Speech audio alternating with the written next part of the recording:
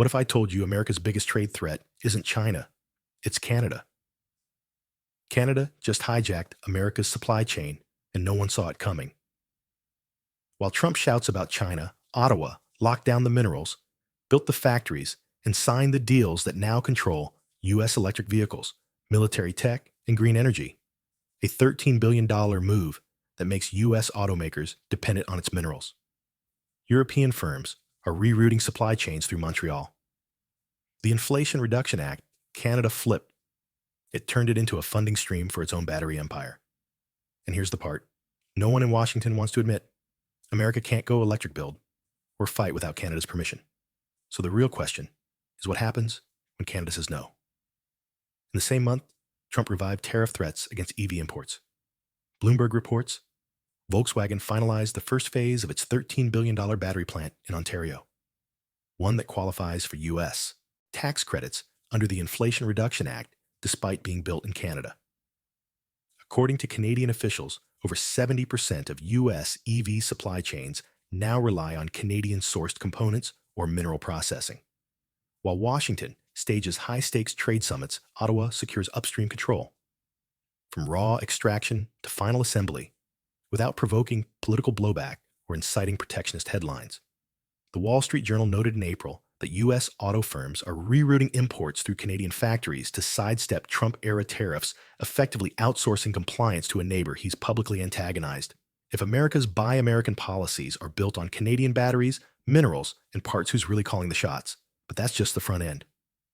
Because what Canada built behind closed doors is even more strategic and even harder to unwind. The U.S. Department of Energy estimates that demand for critical minerals will grow fivefold by 2030. Yet, according to the Canadian press, over 90% of nickel, cobalt, and graphite destined for North American EVs will be processed in Canada by 2027. Ontario's Ring of Fire region alone holds enough high-grade chromite and nickel to supply Tesla and Ford for the next 2 decades, according to mining expert Jack Lifton. Yet Trump's administration recently launched an executive probe into foreign mineral imports, including from Canada, while continuing to fund some of the very refineries through the Defense Production Act. It's a contradiction not lost on observers. The U.S. is subsidizing the leverage it's about to retaliate against, Lifton told Reuters in May. Meanwhile, China's dominance over rare earths has pushed EU and U.S. buyers to prioritize Canadian sources, further entrenching Ottawa as a mineral gatekeeper.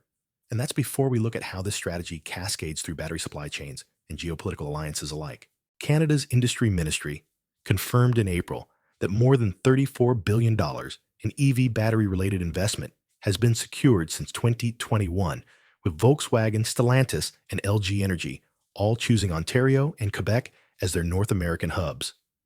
According to the Financial Post, BASF's $1.2 billion cathode materials plant in Baikonur will feed over 400,000 EVs annually. By 2026, vehicles built and sold in the U.S., but powered by Canadian chemistry. The reason? As S&P Global noted, Canada's ability to streamline permitting, secure Indigenous partnerships, and leverage trade access to both Europe and the U.S. creates a cost and time advantage Washington can't replicate. Ironically, the Inflation Reduction Act, intended to bolster U.S. battery independence, is now helping fund Canadian supply dominance. The IRA's fine print became Canada's strategic blueprint, said energy analyst Leah Stokes in a March interview with Bloomberg Green. But even the most carefully designed battery empire isn't immune to policy whiplash, and the cracks are starting to show. Honda's announcement in May that it would pause its $15 billion Canadian EV expansion sent shockwaves through Ottawa's industrial plans. As reported by CTV News, the decision stems from U.S. tariff threats and Canada's rollback of consumer EV rebates, with sales falling 12% year over year, according to data from Statistics Canada. Ivy Business School's Gal Raz warned that without provincial and federal incentive alignment, flagship projects will become liabilities instead of launchpads. Meanwhile, Stellantis' Next Star plan in Windsor is proceeding, but executives have reportedly asked for renegotiation clauses if the U.S. market continues to destabilize. With Quebec slashing its subsidies and Ontario yet to reintroduce any, Bloomberg Intelligence now projects a 26% reduction in new EV investment commitments across Canada for the second half of 2025. But the bigger question isn't about rebates or factories. It's about leverage and how fast it can disappear when the political winds shift. Trump's revived rhetoric around economic annexation of Canada may have started as a provocation, but his administration's policy moves suggest something deeper. In April, he signed an executive order to initiate a critical mineral dependency review, citing national security risks tied to foreign sources. But analysts like Elizabeth Stein from the University of Calgary say it's less about security and more about creating bargaining chips. This is pressure designed to coerce, not confront, she told the Canadian press.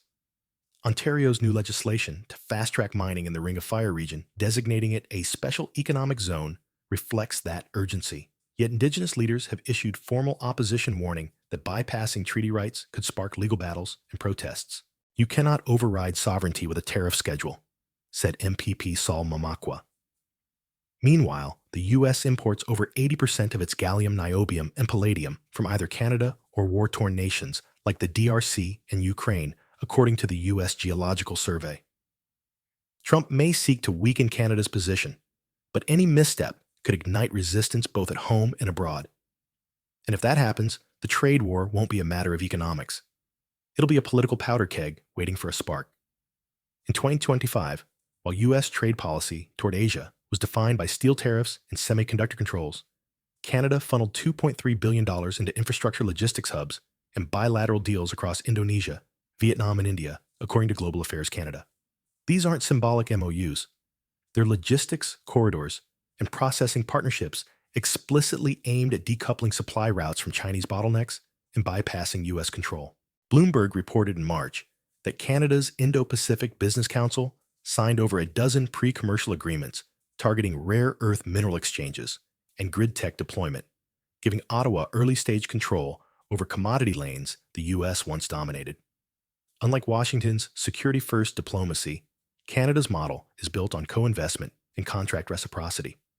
But if the U.S. remains focused on military containment and Canada keeps delivering trade solutions, who becomes the indispensable partner in Asia? Because while Washington pushes power, Ottawa's selling reliability. And that has a very different kind of gravity. Following Trump's threat of a 20% auto tariff on EU-assembled vehicles, Canadian Prime Minister Mark Carney met with both Keir Starmer and Emmanuel Macron to accelerate critical minerals access for Europe via Canada, sidestepping U.S. ports and political uncertainty. According to the European Commission, bilateral trade with Canada has grown 65% since 2017 under CETA. But in Q1 2025 alone, EU investment in Canadian EV supply chains surged 41% year over year as firms hedge against both Russian instability and American unpredictability. Canada's Trade Minister, Mary Ung, told Reuters that cobalt and nickel partnerships with the EU now cover more than 60% of joint material sourcing needs, with additional processing sites being co-financed in Quebec and Sudbury. While Washington's trade bandwidth is consumed by China and domestic election cycles, Ottawa is positioning itself as Europe's mineral vault. And if it succeeds, Brussels may shift more of its transatlantic strategy to Montreal instead of D.C. But there's a catch because deepening with Europe could come at the expense of another strategic front Ottawa's already struggling to maintain.